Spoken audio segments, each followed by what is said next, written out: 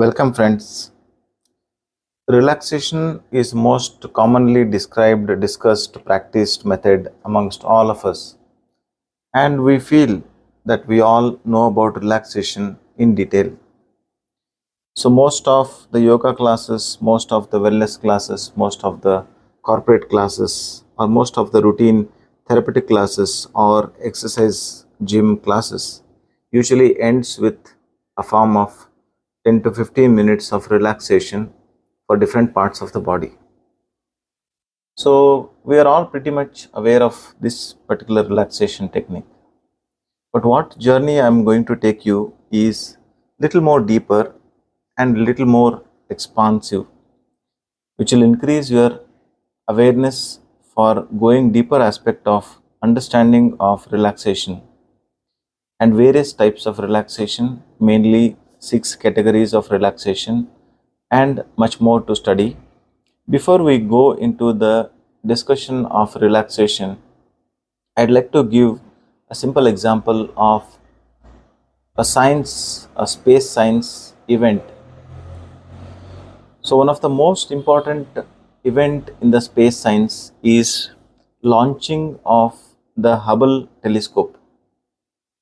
So telescope is 10 times more powerful than any telescope on the earth,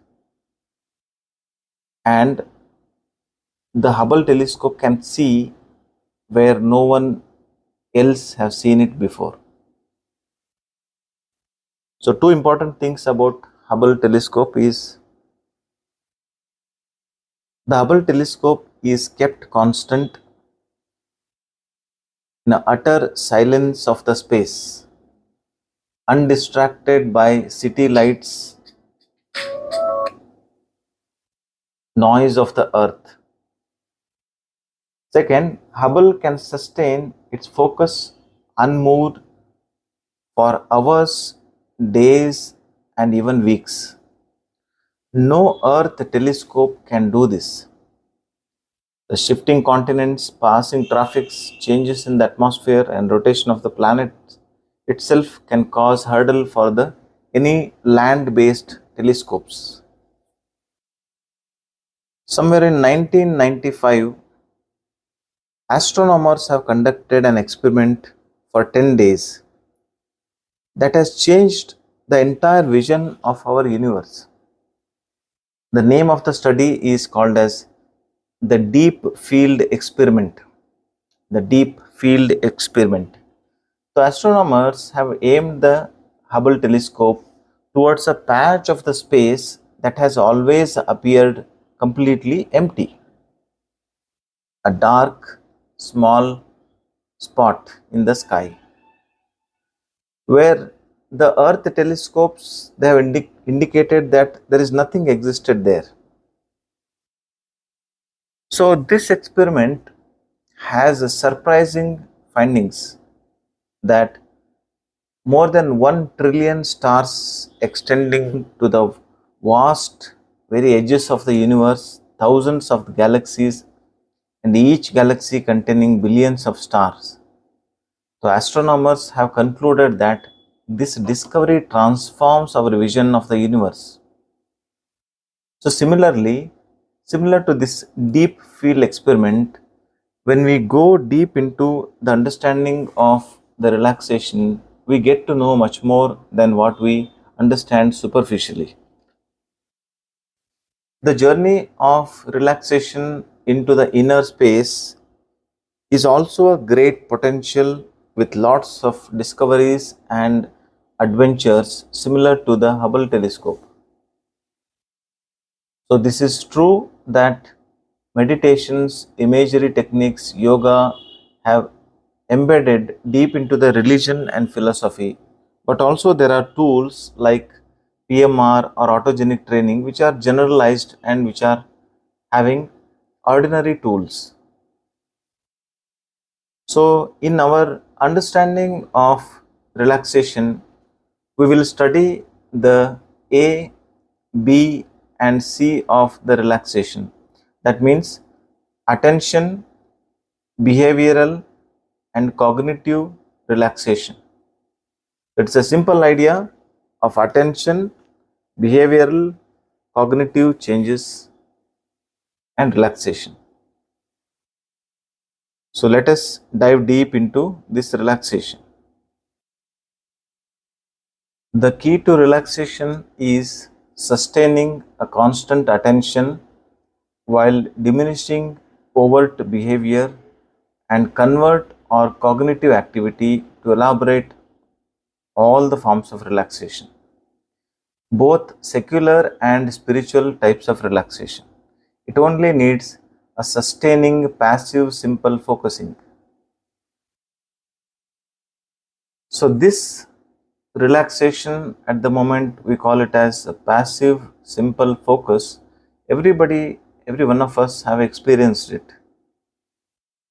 Some might be simply gazing at the sunset, an instant of feeling of sense of peace and beauty as the golden rays burst through the clouds, or simply reading a moving story, or closing your eyes, feeling the nature. There are so many varieties of experience of this passive, simple focus. If we are able to sustain this passive, simple focus uninterrupted, a state of passive, simple focus is made easier by practicing simple formal relaxation techniques. So there are various research based on these relaxation techniques, and some of them I'll share it with you. There are a lot of surprises, rewards when you learn and practice these relaxation techniques. Even though we are heavily derived our resources from Vedanta and yoga philosophy, we also keep the evidence-based approach intact. There is something called as the cycle of renewal. All the approaches to relaxation evoke a fundamental process of healing and growth, in which we withdraw our efforts from the day, we recover, and we reopen ourselves to the world. Let us call this as the cycle of renewal. In the religion, we speak about global cycles of death, birth, repentance, forgiveness, as well as acceptance and enlightenment.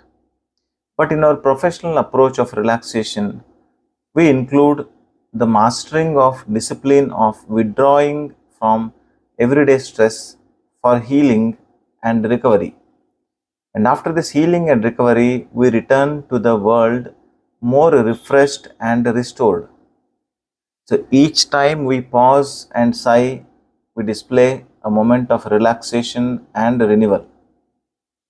With our understanding of the relaxation, what we are discussing, it is purely non-religious, universal.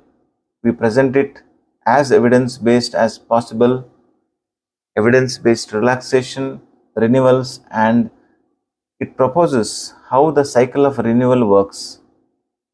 Usually, our relaxation consists of three basic constructs. We call it as R states, R beliefs, R attitudes. So, relaxation states, relaxation beliefs, and relaxation attitudes. So, these states, R belief, and R attitude determine the effectiveness of all the relaxation.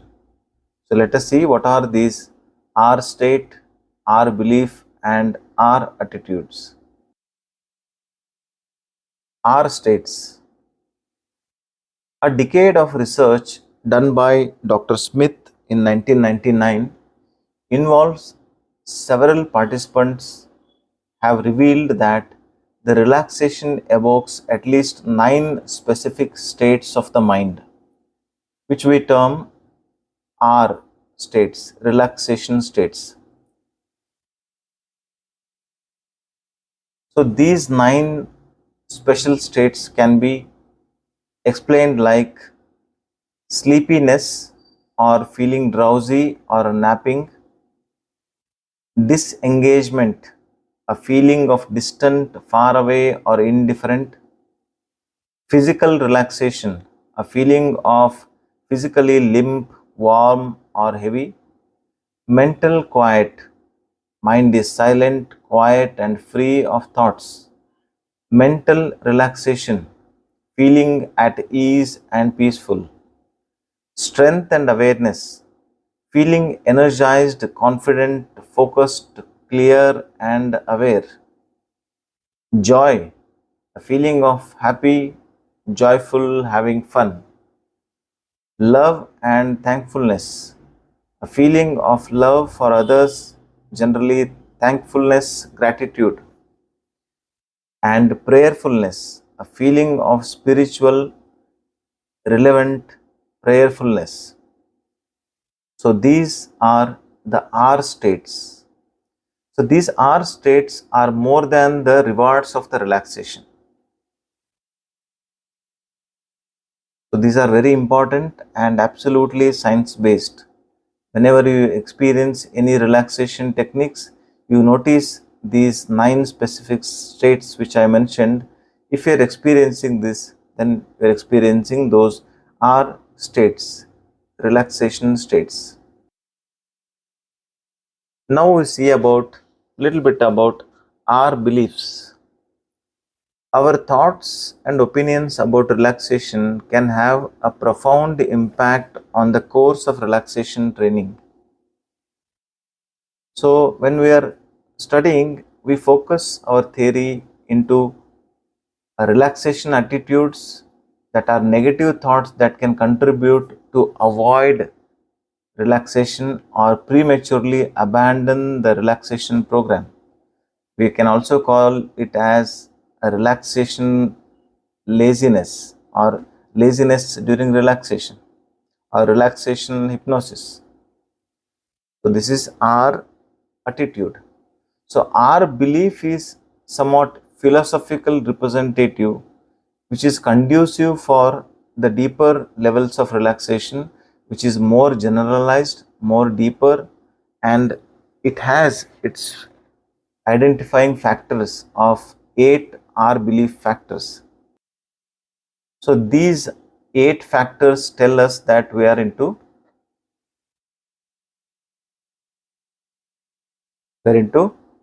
our beliefs. Optimism, a view the world is with optimism, a feeling of optimism, a belief of that. Acceptance, accept the things that cannot be changed. Honesty, to be honest with yourself and others.